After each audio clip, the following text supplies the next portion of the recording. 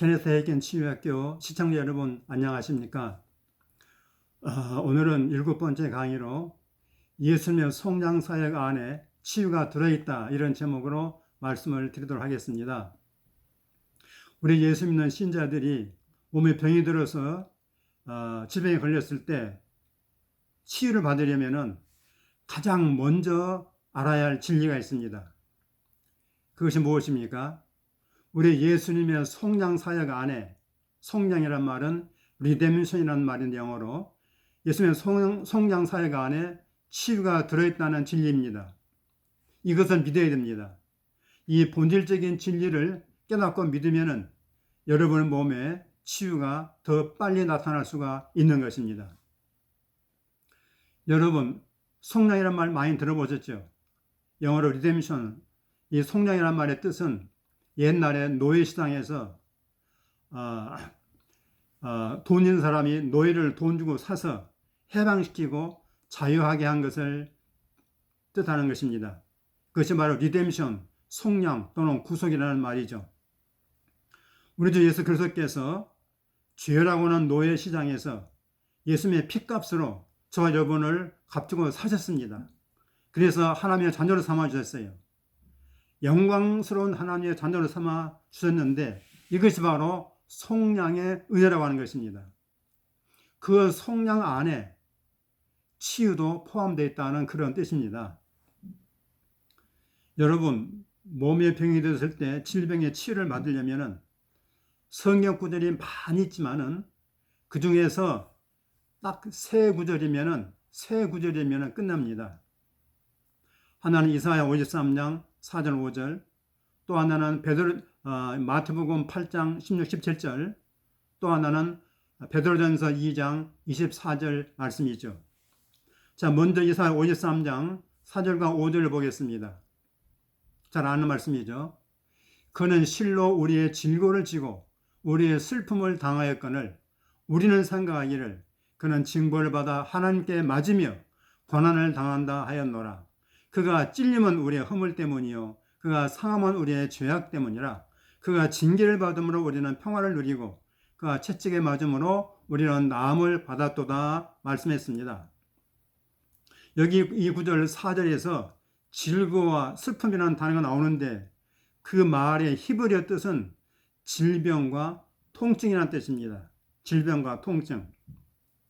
자, 이 말씀은 이사야가 예수님 오시기 한 700여 년 전에 예수님께서 우리의 질병을 지고 가셨고 우리의 질고와 통증을 대신 담당하셨다고 과거 시제로 말했습니다. 그러니까 이미 확실하게 이루어진 것으로 미래 예언이라고 해서 뭐 될 것이다가 아니라 이미 이루어진 것으로 과거 시제로 말씀했습니다. 얼마나 확실한 것입니까? 5절에 보면은 예수님께서 십자가도 우리의 죄를 해결하기 위해서 고난을 당하셨고 또 우리의 질병의 치유를 위해서 채찍에 맞으셨다고 말씀하고 있습니다. 그러면 여러분, 이 이사야 53장 4절 5절 말씀이 언제 이루어졌습니까? 여러분, 신약성경에 보면은 마태복음 8장 16, 11절에 잘 나와 있습니다. 자, 17절은 이렇게 되어 있습니다. 이는 선지자 이사야를 통하여 하신 말씀에 우리의 연약한 것을 친히 담당하시고 병을 짊어지셨다 함을 이루려 하심이더라 그랬습니다. 그러니까 이것은 이사야가 예언한 그 말씀이 지금 예수님의 치유 사역을 통해서 지금 이루어지고 있다 그렇게 말씀한 거 아니겠습니까? 여러분, 그 말씀의 문맥을 보면 더 잘 알 수 있어요. 거기 보면은 베드로의 장모의 열병에 고침받았습니다. 또 말씀으로 귀신을 쫓아냈습니다. 그리고 병든 자들 다 고쳐졌다고 말씀하고 있습니다. 그런 장면을 예수님의 제자 마태가 지켜보고 있을 때 마태 안에 계신 하나님의 성령께서 마태에 가르쳐 주신 것입니다. 마태야, 이것은 말이야 옛날에 선지자 이사야가 예언한 그 말씀을 이루고 있는 현장이란다. 예수님이 친히 우리의 연약한 것을 담당하시고 우리의 병을 짊어지신 것을 이루기 위해서 지금 예수님이 치유 사역을 하고 있는 것이다 라고 성령께서, 성경을 기록한 성령께서 이 마태에게 알려주신 것입니다. 여러분, 또 세월이 흘러서 예수님께서 십자가에 죽으시고 부활 승천하시고 난 다음에 약 30여 년 후에 사도 베드로가 예수님의 십자가 사건을 어떻게 해석했는지 여러분 한번 보시겠습니다. 신약성경 베드로전서 2장 4절 말씀입니다. 친히 나무에 달려 그 몸으로 우리 죄를 담당하셨으니 이는 우리로 죄에 대해 죽고 의에 대해 살게 하려 하심이라. 그가 채찍에 맞음으로 너희는 나음을 얻었나니. 이렇게 베드로가 말씀했습니다. 이 베드로의 말씀은 바로 이사야 53장 5절을 인용한 말씀입니다. 그러면서 예수님께서는 십자가에서 우리의 죄 문제만 해결한 것이 아니고 죄를 담당하셨고 또 질병에서 우리를 낫게 하셨다고 이 베드로가 말하고 있는 것입니다. 그러니까 예수님의 십자가 속량사역의 본질은 죄 문제 해결, 죄사함의 해결이지만은, 죄 문제 해결이지만은 그 안에 죄의 결과인 질병의 치유도 포함되어 있다고 성령께서 베드로를 통해서 증언하고 있는 것입니다. 이 베드로전서 2장 24절 말씀에서 정말로 놀라운 말씀은 너희는 나음을 얻었다는 말씀입니다. 거기서 너희가 누굽니까? 바로 베드로 편지의 수신자들인 소아시아에 흩어져 있던 여러 믿는 성도들을 가리켜서 하시는 말씀입니다. 자, 그러면 보십시오. 30여 년 전에 십자가에서 예수님께서 죽으셨는데 그것 때문에 이제 30년 후에 소아시아의 신자들이 지금 예수님 때문에 죄사함을 받았고요. 구원받았겠죠. 그 다음에 또 질병의 치유도 받았다는 것입니다. 너희는 나음을 얻었느니라. 그 너희가 바로 소아시아의 그 신자들 아니겠습니까? 바로 너희들이 나음을 받았다라고 이렇게 말하고 있는 것입니다. 그러면 여러분 한 걸음 더 나아가서 여기서 그 말하는 그 너희란 말은 그 옛날 소아시아의 베드로 편지의 수신자들인 그 신자들에게만 해당되는 말입니까? 아닙니다. 결코 아닙니다. 바로 신약시대 신자들인 여러분과 저를 가리켜서 하시는 말씀이라고 믿습니다. 그러므로 저와 여러분 우리들도 이 주님의 속량사역 안에 죄사함의 은혜뿐만 아니라 질병, 치유복 이 두 가지가 다 포함되어 있다고 그렇게 믿어야 됩니다. 아멘입니까? 여러분 성경에 보면은 증인이 증언을 할 때 그 증언이 혈액이 있으려면은 한 사람만으로는 안 되고 두세 증인이 필요하다고 말씀하겠습니다. 예를 들면 마태복음 18장 16절에 보면은 두세 증인의 입으로 말마다 확증하게 하라 그랬습니다. 그러니까 성경에서는 증인이 두 사람 아니면 세 사람이 필요하다 그 말씀입니다. 그럼 보세요. 지금 제가 세 가지 말씀드렸습니다. 이상 세 구절입니다. 뭡니까? 이사야 53장 4절 5절, 또 마태복음 8장 16, 17절 말씀, 또 베드로전서 2장 4절 말씀입니다. 이상 세 구절로 예수님의 속량사역 안에는 죄 문제 해결과 질병의 치유가 둘 다 포함됐다는 사실이 확실하게 증명됐지 않습니까? 여러분도 동의하시죠? 우리 하나님께서 이 땅에 예수 그리스도를 구원자로 보내실 때 두 가지를 염두에 두셨다고 저는 믿습니다. 하나는 우리 죄를 해결하고요, 처리하고요. 또 하나는 우리 죄의 결과인 우리 몸의 질병을 치유하는 것입니다. 영적으로는 죄 문제를 해결하고 그리고 육신적으로는 우리 몸의 질병 문제를 해결하는 것이 바로 하나님의 뜻이었습니다.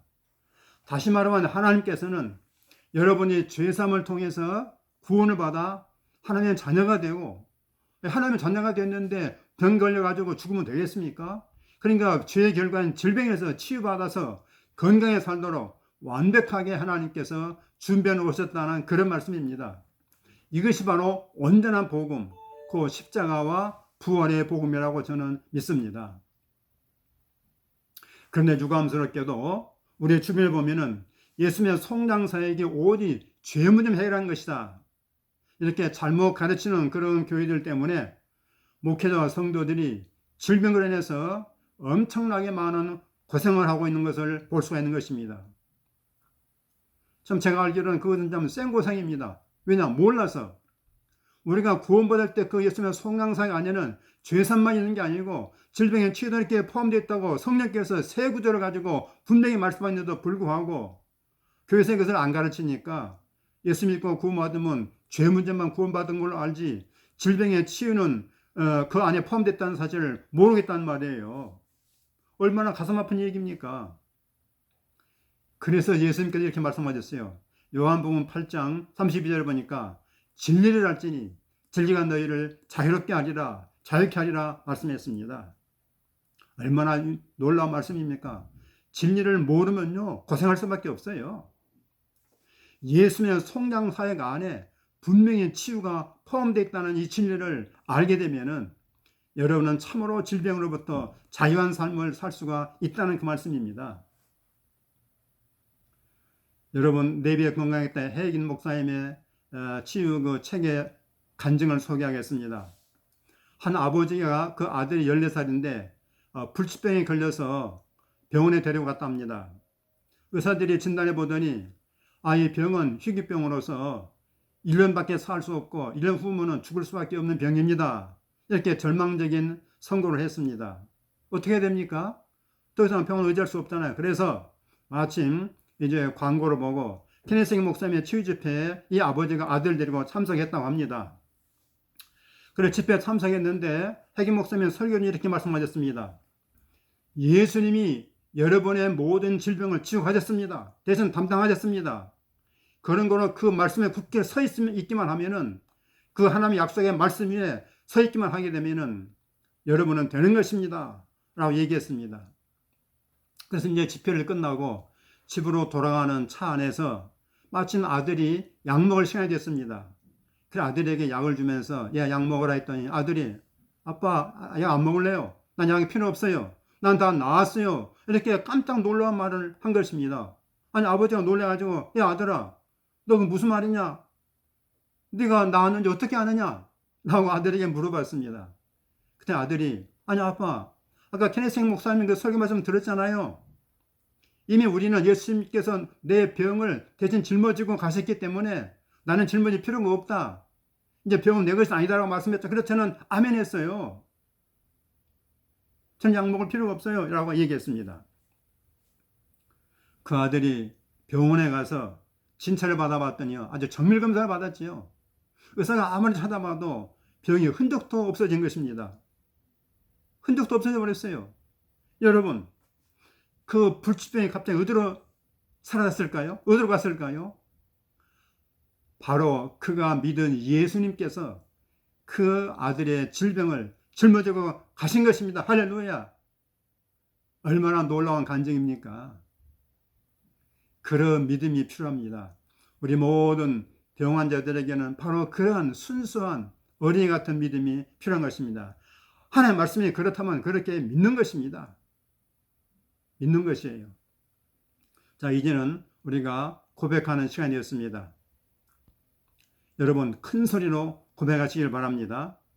저를 따라 하십시오. 제가 먼저 한번 읽어보겠습니다. 예수님께서 나의 연약한 것을 친히 담당하시고 나의 병을 짊어지셨습니다. 예수님이 짊어지셨으니 나는 짊어질 필요가 없습니다. 예수님의 채찍에 맞으심으로 나는 나음을 받았습니다. 나는 내 몸의 질병에서 해방이 되었습니다. 아멘. 자, 이제 여러분이 따라할 차례입니다.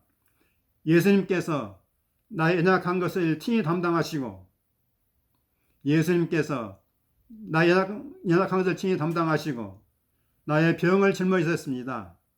나의 병을 짊어지셨습니다. 예수님이 짊어지셨으니 나는 짊어질 필요가 없습니다.